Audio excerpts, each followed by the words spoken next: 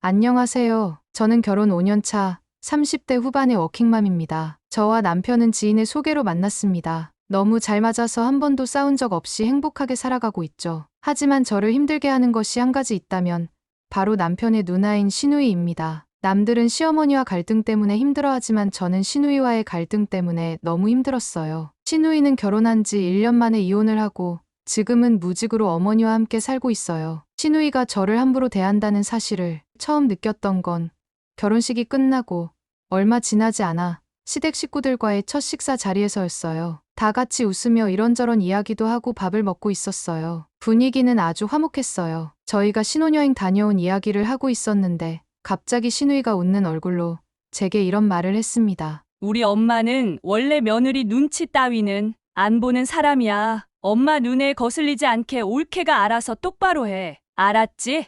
그 말에 분위기가 싸해졌습니다. 저희는 신혼여행 다녀온 이야기를 하고 있었는데 시누이가 갑자기 던진 말은 대화의 맥락에 맞지 않는 말이었어요. 저는 일단 어색하게 웃으며 넘겼습니다. 그러나 그날 식사가 끝날 때까지 시누이의 뜬금없는 말들은 계속되었습니다. 저희가 시댁에 갈 때면 시누이는 저를 외부인처럼 만들고 늘 저를 대화 밖에 두는데 능숙했습니다. 다 같이 둘러앉아 밥을 먹으며 이야기를 나누다가 제가 어머님, 이 장조림 너무 맛있어요. 어떻게 만드는지 저도 배울 수 있을까요? 하고 웃으며 말하고 어머님이 대답해 주시려고 하면 시누이는 어머님의 말을 끊어버리고 갑자기 다른 이야기를 하기 시작합니다. 엄마, 우리 초등학교 때 운동회 기억나지? 그때 엄마가 나 응원한다고 전날부터 응원도구 만들고 그러셨잖아. 갑자기 저와는 아무 관련도 없는 30년도 넘은 초등학교 이야기를 꺼내며 분위기를 돌립니다. 처음엔 가족 추억이니까 그럴 수도 있지 싶었는데 그게 반복되다 보니 알겠더라고요. 이건 의도적인 배제였어요. 어느 날은 이런 적도 있었죠. 시어머님이 어제 집 앞 공원에서 산책을 하고 왔는데 참 좋더라. 하시길래 제가 저도 봤어요. 꽃이 예쁘게 피었더라고요. 라며 대화를 이어나가려고 했어요. 그랬더니 형님은 또 제 말을 가로막으며 딴소리를 합니다. 아, 맞다, 엄마. 다음 주에 병원 예약 시간 바뀐 거 알지?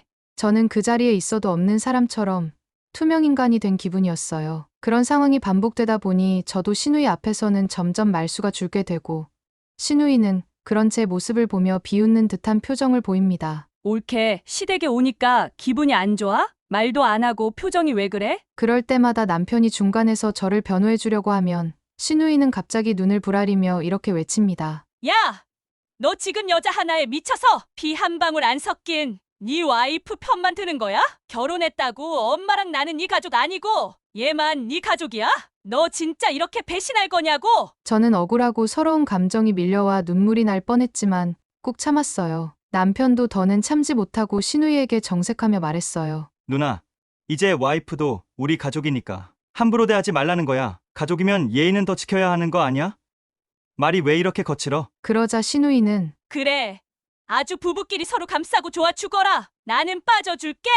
라며 거칠게 문을 닫고 방으로 들어갑니다. 결국 분위기는 엉망이 되었습니다. 결혼 4년 차쯤 저희 부부는 20평대 아파트에서 30평대 신축 아파트로 이사를 하게 되었습니다. 남편과 저는 열심히 맞벌이하며 정말 많이 아끼며 살았어요. 점심 먹는 비용을 아끼기 위해 도시락을 싸서 다니고 휴가도 안 가며 열심히 돈을 모았죠. 그렇게 모은 돈으로 이사를 하게 된 겁니다. 저와 남편은 이사하는 날 눈시울을 붉히며 말했어요. 여보, 우리 정말 고생했잖아. 이 집은 우리 노력의 결과야. 우리는 서로를 다독여 주었습니다. 이사하고 며칠 뒤 시어머니와 형님을 초대했습니다. 현관문을 열자마자 형님은 눈을 돌리며 툭 내뱉었습니다. 생각보다 별로 크진 않네. 그리고는 거실 소파에 앉자마자 저한테 이렇게 말했습니다. 이거 엄마 돈 들어간 거지? 너희가 무슨 돈이 있다고 이런 데 살아?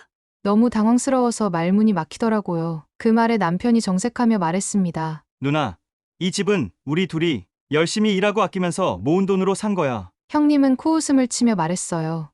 뭐래? 엄마가 예전부터 적금 들어놓은 거 있잖아. 그거 니들이 쓴 거 아니야? 저는 끝까지 참았지만 남편은 단호하게 말했습니다. 그 적금 손도 안 댔어. 엄마가 우리 쓰라고 했는데도 안 썼다고. 우리가 우리 힘으로 알아서 산 거니까 이상한 소리 할 거면 그냥 나가. 그러자 형님은 벌떡 일어나며 큰 소리로 말했어요. 웃기지 마. 엄마 돈 아니었으면 너희는 여기 오지도 못했어. 엄마가 그렇게 해줬는데 이제 와서 다 너희가 잘해서 산 거라고 거짓말 하는 거야? 어우, 꼴값이다. 그 말을 듣고 저도 도저히 참을 수가 없어서 한마디 하려고 하는데 시어머니께서 입을 여셨어요. 애들 말이 맞다.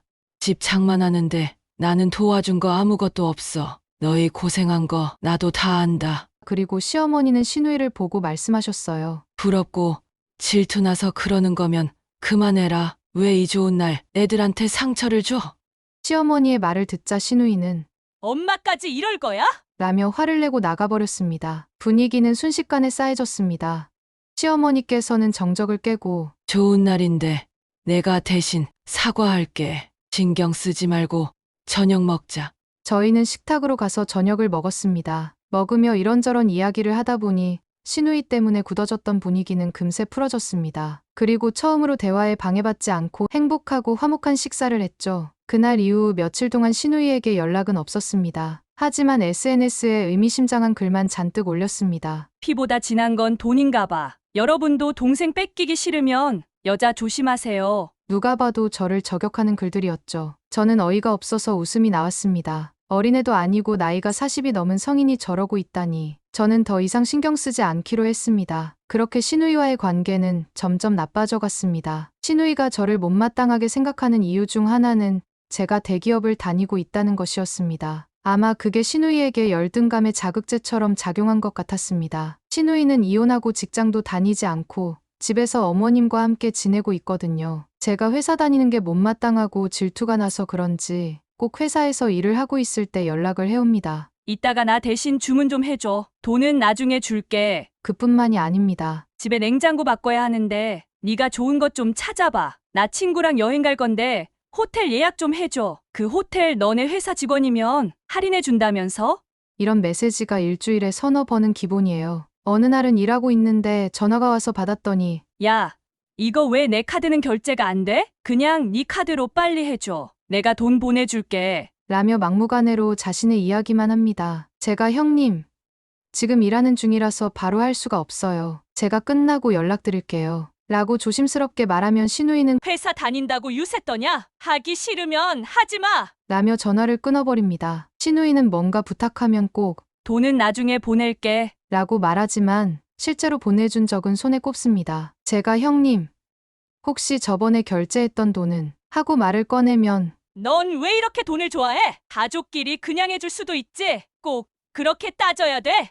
라며 화를 냅니다. 몇 달 전, 설 전날이었습니다. 저와 남편은 일찍 시댁으로 가서 어머님과 함께 명절 음식 준비를 하고 있었어요. 신우이는 방에서 자고 있었습니다. 저희가 도착하자 잠깐 나오는가 싶더니 몸이 안 좋아서 조금만 더 잘게. 라는 말만 남기고 방으로 들어가서 나올 생각을 하지 않았습니다. 이미 몇 시간 동안 기름 냄새에 코는 막히고 다리는 퉁퉁 부어 있었습니다. 어머님께서 저에게 잠깐 앉아서 쉬라고 하셔서 거실 소파에 털썩 주저앉았죠. 그러자 마치 신우이는 타이밍을 제기라도 한 듯 방에서 머리를 긁으며 나오더니 손에는 휴대폰, 머리는 헝클어진 채로 제 앞에 서서 비꼬는 듯한 말투로 말했습니다. 어머, 우리 귀하신 며느님. 지금 엄마는 일하고 있는데 소파에 앉아 있어?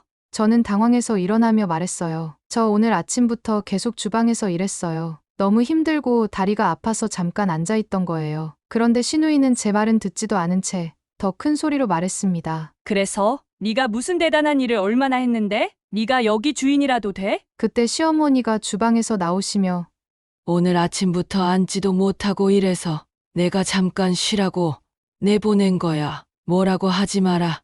그러자 신우이는 더 크게 소리쳤어요. 엄마가 자꾸 감싸고 도니까 전현이 기고만장해져서 저러는 거잖아. 저도 더 이상 참을 수 없었습니다. 저는 신우이를 똑바로 쳐다보고 말했습니다. 형님, 저한테 말 함부로 하지 마세요. 그 순간 신우이는 얼굴이 확 일그러지며 소리쳤습니다. 너 지금 나한테 반항하는 거야? 이게 어디서 버릇없이? 그때 남편도 참지 못하고 신우이에게 말했습니다. 누나, 그만해. 더 이상 내 아내한테 함부로 말하지 마. 계속 이러면 이제 더 이상 누나 얼굴 안 볼 거야. 신우이는 눈을 부릅뜨며 말했어요. 내가 뭘 그렇게 잘못했는데? 내가 틀린 말 했어? 그 순간 시어머니가 소리치셨습니다. 네가 잘못한 게 없다고? 너는 한 번이라도 집안일 도운 적 있니? 항상 방에서 잠만 잤잖아. 그리고 옆에서 생색이나 낼 줄만 알지. 내가 그동안 얼마나 참았는 줄 알아? 내가 이제껏 눈 감고 넘어간 게 한두 번이 아니야.